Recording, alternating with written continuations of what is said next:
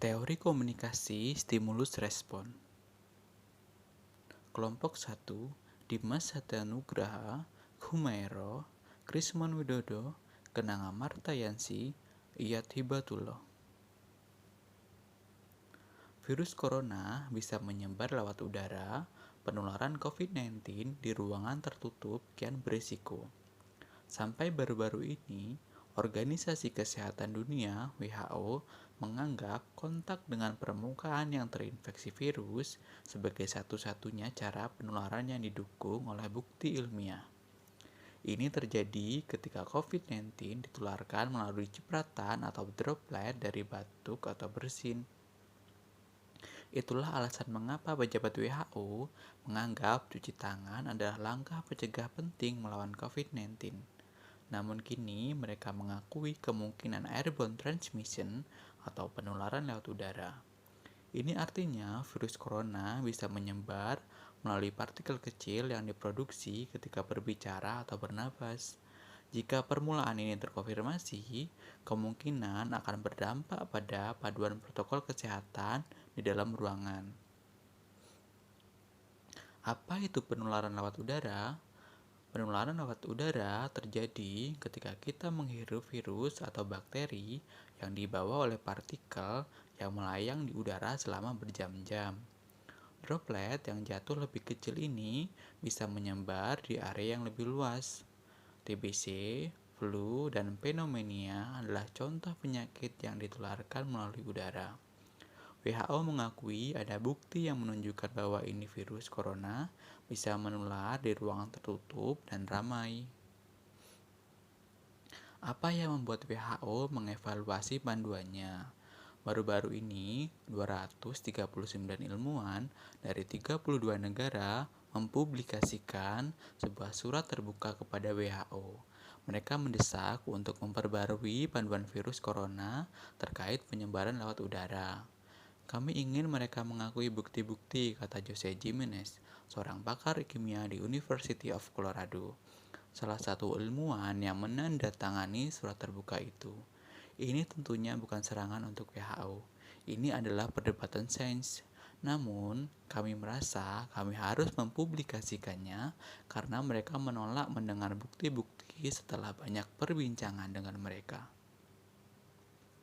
Analisis kasus teori SOR, stimulus organisme respon, yang dikemukakan oleh Howland pada tahun 1953, ini lahir karena adanya pengaruh dari ilmu psikologis dalam ilmu komunikasi.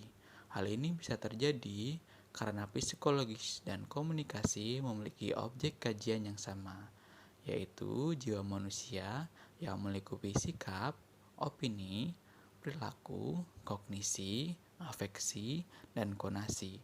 Asumsi dasar teori SOR adalah bahwa penyebab terjadinya perubahan perilaku bergantung ada kualitas rangsangan dalam kurung stimulus yang berkomunikasi dengan organisme.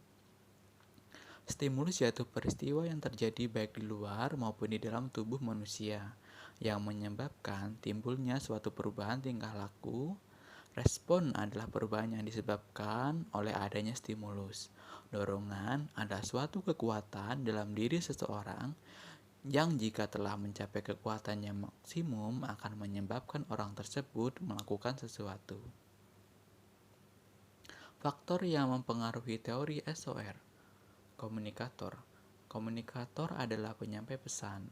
Dalam hal ini berkaitan dengan pemberi stimulus, komunikator dituntut untuk memiliki kredibilitas yang tinggi di mata komunikan dalam kurung penerima stimulus. Media. Media merupakan alat atau sarana yang digunakan oleh komunikator untuk menyampaikan pesan kepada komunikan.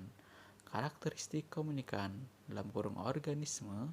Diterima atau tidaknya suatu stimulus yang diberikan komunikator kepada komunikan sangat ditentukan oleh karakteristik komunikan. Oleh karena itu, pendalaman terhadap karakteristik komunikan sangat diperlukan untuk memperkuat tingkat keberhasilan stimuli yang diberikan. Kepentingan. Komunikan akan selektif dalam menerima pesan atau stimulus yang diberikan berdasarkan kepentingannya. Motivasi terpendam. Ketika motivasi yang terkandung dalam stimulus yang diberikan komunikator sesuai dengan motivasi komunikan, maka stimulus akan diterima. Jika tidak sesuai, komunikan akan mengabaikannya. Semakin sesuai stimulus yang diberikan dengan motivasi yang dimiliki komunikan, akan semakin tinggi pula tingkat keberhasilan penerapan teori SOR-nya. Prasangka. Prasangka berkaitan dengan rasa curiga yang timbul dalam diri komunikan.